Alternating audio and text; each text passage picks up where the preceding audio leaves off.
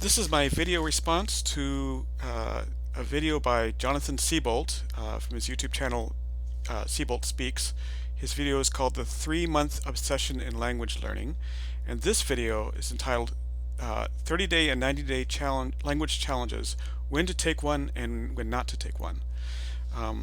And I apologize for the background noise. I don't know. I have a cheap setup here, and I don't know how to configure it to get rid of that. Um, so, my first point is, by the way, I completed the Add One challenge last year with German. It's a 90-day challenge. It's now been replaced by the Fluent in 3 Months challenge. And before that time, I was already studying German on my own, but I couldn't converse in German, and by the end of the 90 days I could also converse on two different topics in German, language learning and just general technology. However, I think I've lost most of the vocabulary, so because it was a year ago, I've been focusing on Asian languages since then and French. So when you complete a 3-month or 9-month or 3-month or 1-month challenge, I think you draw different conclusions than when you start one and don't finish it.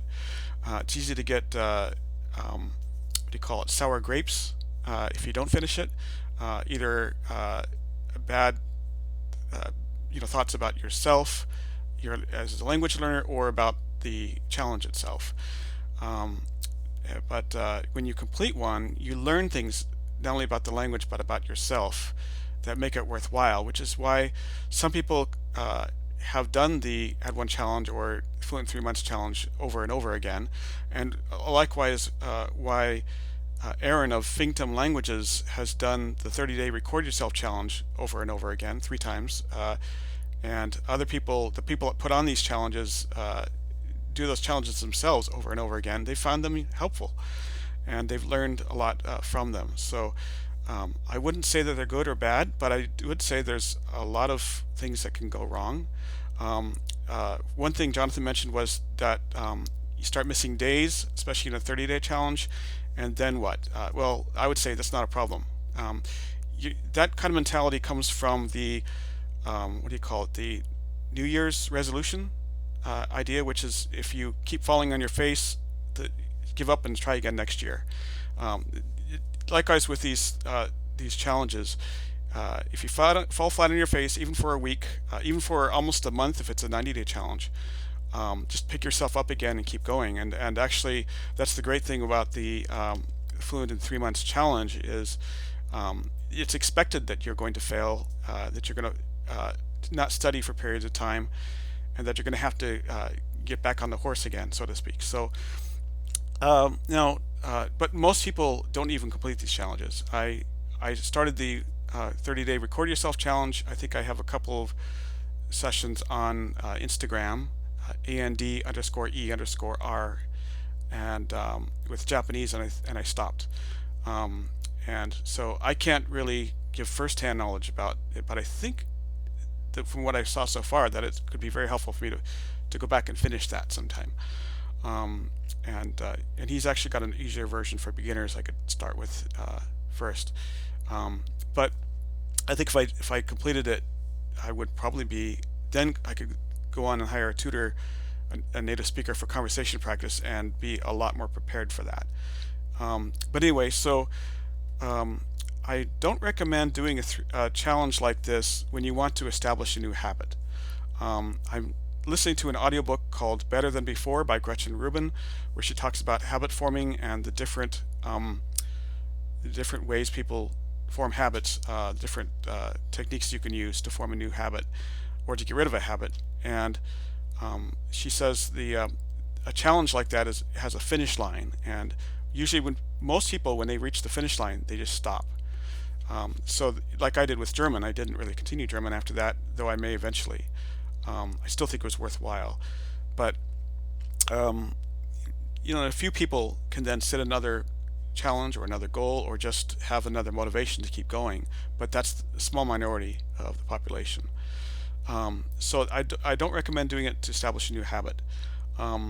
Here are other reasons not to do one. Is when you expect too much from one, like Jonathan was saying, you expect to get fluent in language when you're doing fine without one. That's why I didn't join Ad One Challenge before. Actually, I won it in a raffle as a raffle prize. I would have, I think, tried it out eventually and paid for it, but I kept doing. I have good study language habits I've developed over the years, so I haven't felt the need to do that. But I did take advantage of it, and I think I would again if I were trying a language with fewer resources. Like I was considering a couple of African languages where there just aren't as many resources. Well, maybe then a challenge would I don't know, I think would help me out there. But now another is when you aren't in a position to focus on one thing. So I put all my other languages aside for that 3 months, and then I got back to them again, and I could have continued German with them. I did a little bit. Um, so but most of the time, I'm not willing to say, okay, I'm going to stop all my other languages for 3 months or for 1 month. Which even if the language doesn't, the challenge doesn't require that, um, it, there might be enough time involved. Say for the 30-day record yourself challenge, even though the videos are very short and you don't have to prepare for them. Generally, I end up recording them over and over again, and or practicing over and over again before I record. And so for me, it ends up taking a long time just to do each one. So I might spread 30 days out over 3 or 4 months to get through the 30 videos. Even that's fine too, but it doesn't give me a lot of time for other languages. So if you are only learning one language, then it's a good idea. But if you're learning multiple languages and you're not willing to put any of them aside, or although you could do just a little bit of each a day, but anything more than that, you're going to have a problem. When you don't have a firm determination to finish, if you're saying, I'm just going to try this, well, you probably won't finish. And then when you don't have, let's see, when you're doing completely on your own without any support network or mentor, the 30-day, the Fluent 3 Months challenge, one of the whole reasons for it is it does have that support network, and a class that comes with it, that you can take a video course that you can learn how to learn languages better, and there's all kinds of things there that make it worthwhile. Those aren't the only advantages of that challenge, but that's one of the main advantages. But a lot of these challenges you're doing on your own. So when you don't have any kind of support network, now I could use other support networks. A couple of groups I'm on Facebook that are very supportive, I could use as a support network for one of these other challenges. But when you are just learning languages on your own and you don't have any support network, I don't recommend a challenge that doesn't include a support network. Now, when should you do a 3-month challenge or a 30-day challenge? When it has support and you need support, that's a good time to use it. When you already study but your studies aren't consistent, and that's one of the reasons I joined, was my German studies weren't that consistent. I wasn't putting much time into them per day. I was doing pretty good, like 15-20 minutes a day, 4 days a week, but I wanted to increase that to 45 minutes, and that's what I used the challenge for. And it helped me with that. And when you want to establish, no, I already said that. When you want to speed up your efforts to see specific results. So I was already studying German on my own, but I couldn't converse in it yet. And the Fluent 3 Months Challenge is specifically designed so that at the end of the 90 days, you can carry on at least a 50-minute conversation in your target language with a native speaker, if there's a native speaker available, or with whoever you can find to speak with for conversation. And so, it's not there to try to get you like a super fluency. That's not, the program doesn't even promise that. So if you have specific results, like the 30-day record yourself challenge really would help me to be able to speak more easily in Japanese or whatever language I decide to do it in. I probably will do that eventually.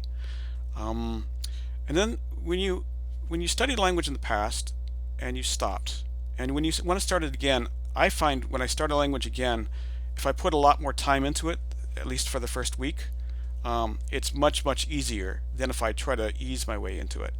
So a person could use a challenge like a uh, 30-day language challenge, for example, to get back into studying the language again, and then they can go at a more gradual pace after that, and it'll be much easier. So these are all good reasons to do a 30-day or 90-day challenge, of which you'll find several on Instagram, YouTube, and elsewhere on the internet.